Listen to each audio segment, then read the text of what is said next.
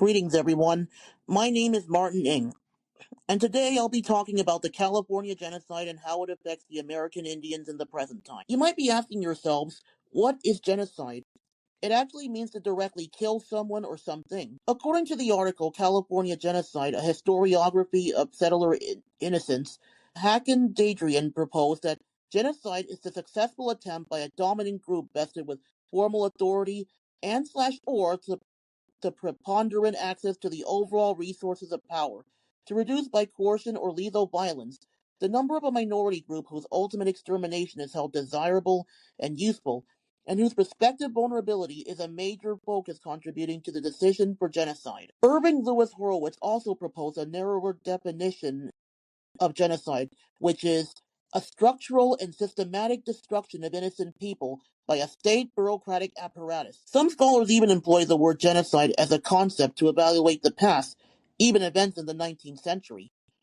Regardless of how it's used, genocide basically means decimation such as what happened to California Indians. A long time ago, the state of California was once home to several Indian tribes. Each tribe ranges from the Wintu tribe to the Modoc tribe. In fact, the population of Indians in California was about 31,000. They all have different lifestyles and cultures while growing crops and tending to their livestock. But everything changed when the European settlers started to set foot on their land. The settlers believed that the land is theirs for the taking while viewing Indians as savages. The book California in American History says, Americans brought a virulent form of racism to California. The Franciscans and the Spanish colonists certainly viewed natives as different, even inferior. That was when the California genocide began, as settlers started killing every Indian on sight with their guns, while taking every spot of land that the Indian tribes inhabit, as well as their property. Benjamin Matley had revealed an eyewitness from a California Indian woman. Indian woman Sally Bell, pictured here, provided a rare California Indian eyewitness account of a massacre that took place in her homeland on California's northwest coast sometime in the mid-1850s. Bell remembered, and I quote, "About 10 o'clock in the morning, some white men came. They killed my grandfather, my mother, and my father. I saw them do it. Then they killed my baby sister and cut her heart out and threw it into the brush where I ran and hid. My little sister was a baby, just crawling around. I didn't know what to do. I was so scared, I guess I just hid there for a long time with my little sister's heart in my hands. It was a terrifying time to be a California Indian person." In response, some Indians have resisted the genocidal attacks and attempt to defend themselves from the invaders, but this has proven to be futile. The American Genocide book says that massacres have outgunned California Indians' attempt to defend themselves from attack or to save their loved ones and community members from death, lethal incarceration, and often genocidal servitude. The Alta California newspaper in the 1850s stated that the destruction was horrible but unavoidable. Nothing could have prevented it. All of this shows us how horrible the California genocide was back in those days. There were a lot of events that happened during the California genocide, but I'll stick to 3 examples. One example is the Sacramento River Massacre that began on April 5th, 1846. John Fremont led his troops through California until they came to the Sacramento River, where they encountered the Wintu tribe. There were about 1,000 Wintus by the river. Kit Carson said that they found them to be in great force, which is described by the people that want Fremont's help of driving them back. The massacre had started with the settlers using their rifles to shoot the Wintus at a 200-yard range, which killed most of the Indians while the Wintus tried to fight back. During the second and third phase, the settlers would use pistols and sabers for a close-range killing as they charged into the village to slaughter every Wintu there. With their defenses breached, the surviving Wintus were forced to flee into the hills or head east of the Sacramento River.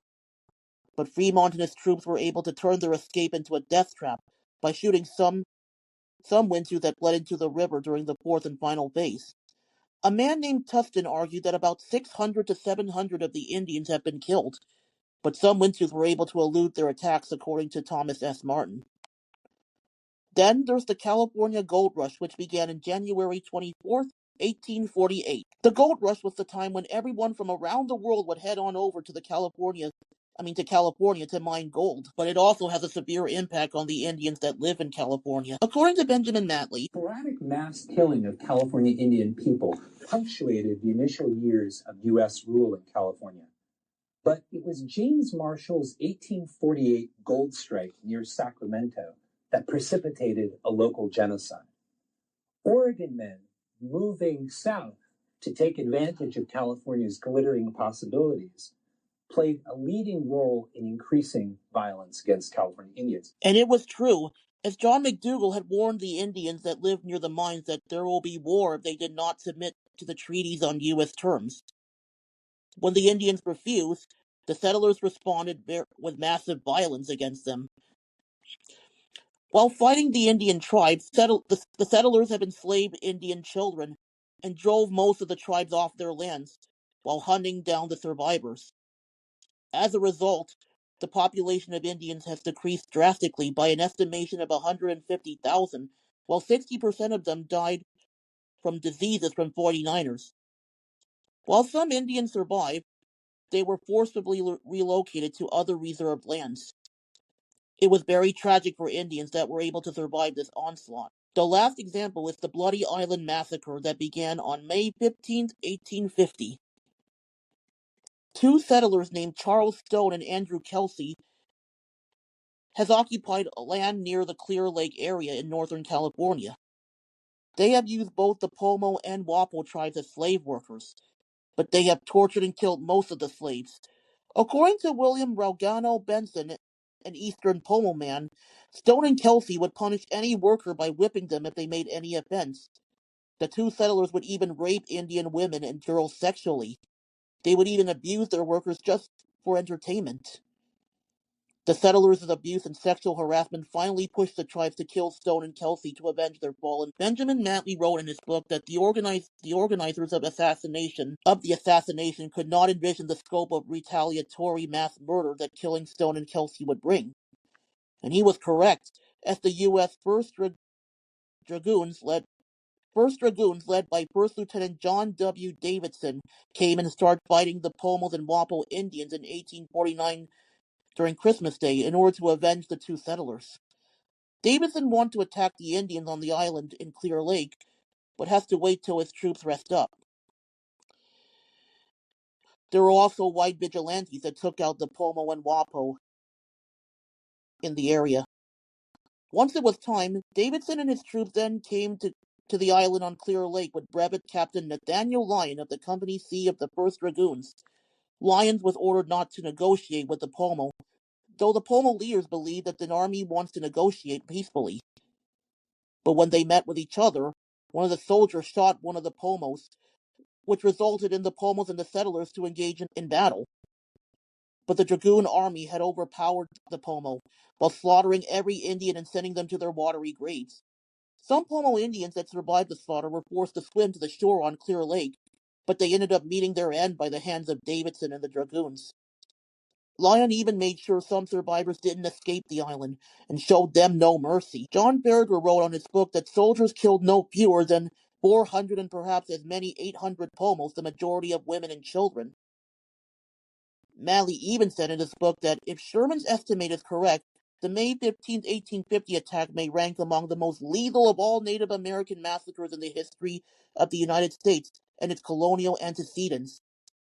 Benjamin Matley has this to say about the Bloody River Massacre. In an article titled Horrible Slaughter of Indians, one San Francisco newspaper described a massacre committed by the United States Army on Clear Lake, using information provided directly to them by a United States Army captain. And I quote, "Little or no resistance was encountered, and the work of butchery was of short duration.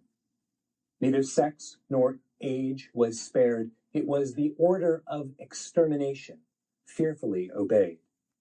As many as 800 California Indian people, Pomos and Wapos, died that day." Although U.S. settlers have made an effort to wipe out every Indian, there are some that survived the massacre. As a result, the American people began to dehumanize the survivors. They would take some Indians as prisoners and incarcerate them. One example is Modoc survivors facing federal incarceration following the aftermath of a war between the settlers. Some Indians were forced by American government to adapt an American identity. That also includes putting them in schools while forbidding them to speak their native language. The article Gold, Greed, and Violence show that about 4,000 children were sold as slaves while forced to enroll in church-run boarding schools, while some were placed in work training programs so they can be used as space laborers in home, farm, and timber organizations. Madley wrote in his book that colonizers need California Indians, who constituted the overwhelming majority of laborers in California's cattle, grape, and grain economy, which will be too much to annihilate them. Madley also revealed in his book that the sustained military and civilian policy of demolishing California Indian villages and their food stores, while driving Indians to inhospitable mountains regions, amounted to deliberately inflicting on the group conditions of life calculated to bring about its physical destruction in whole or in part. Further, because malnutrition and exposure predictably lowered fertility, while increasing the number of miscarriages and stillbirths, some states and federal decisions makes awful of your guilt or involving measures. Then, to prevent birth within the group, Madley also said, by breaking up families and communities, forced removals also constituted imposing measures intended to prevent birth within the group. All of this means that U.S. laws have purposely displaced Indian tribes in reserved lands with the intention of breaking up families while also providing Indians with malnutrition foods and preventing reproduction within groups. It's pretty much the Indian version of a concentration camp. In his article, California Slaughter, the State-Sanctioned Genocide of Native Americans, Alexander Nazarian revealed that reservations were established during the mid-19th century, and the conditions for the Indians there were brutal. He also revealed that Native Americans who were in the Round Valley Reservation were only given between 160 and 390 calories. Benjamin Madley reveals, according to one colonist providing testimony to a court, and I quote, about 300 Indian people died on the Round Valley Indian Reservation during the winter of 1856 to 1857 from the effects of packing them through the mountains in the snow and mud. They were generally worked naked and packed 50 pounds if able. End quote. He also said that at California reservations, institutionalized neglect took an untold number of lives. To say the least, the Native Americans have suffered greatly as they endured hardships while being in lands that are terrible to them. Not only are they on the brink of starvation, but also on the verge of death as well. Even though the California genocide has ended, the descendants of some California Indians that were killed in the genocide were greatly affected by the campaign. According to Benjamin Madley, the legacy of this catastrophe endures. Painful and persistent, the genocide is an event that some seem to understand and commemorate because it is so rarely acknowledged by non-Indians, but so important to California Indian identities and current issues. Historical trauma, access to the natural resources, control of land, and federal recognition, or just some of the important presentation that you connected to the genocide that their ancestors endured. Having recognized the effect the genocide had on their ancestors, the present California Indians all learned to stick together while letting their voices be heard about the control of their land and to be recognized as sovereign tribes. In 2013, members of the Round Valley Indian tribe walked down a route to reenact the Conco Maidu Trail of Tears so that their family members can remember the pain the California genocide had caused their ancestors. Farragher says in his book that Californians are starting to confront the dark side of history in the 21st century. Angela Elliott Santos, chairwoman of Manzanita Bands of Cumia, states, "You are the people who can make sure this never happens again. You are the people who can stop dehumanization of the first people of this land and all the people of this country." Farragher says that what Native Californians have in common was not reservation gaming, but shared historical experience. Erica Pinto, chairwoman of the Jamil Indian Village, even said, "Our people are survived because we are resilient and courageous. That is our story, that is our history, and we're not going anywhere." On July 18, 2019, Governor Gavin Newsom issued an executive order that apologized for the California genocide on behalf of the state of California. Newsom even said to the native leaders, "We can never undo the wrongs, but we can work together to build bridges, tell the truth about our past, and begin to heal deep wounds." Even former Mayor Frank Jaeger apologized for the genocide. His statement of apology is as follows. "Nothing we can say or do can make up for what occurred on that night of infamy.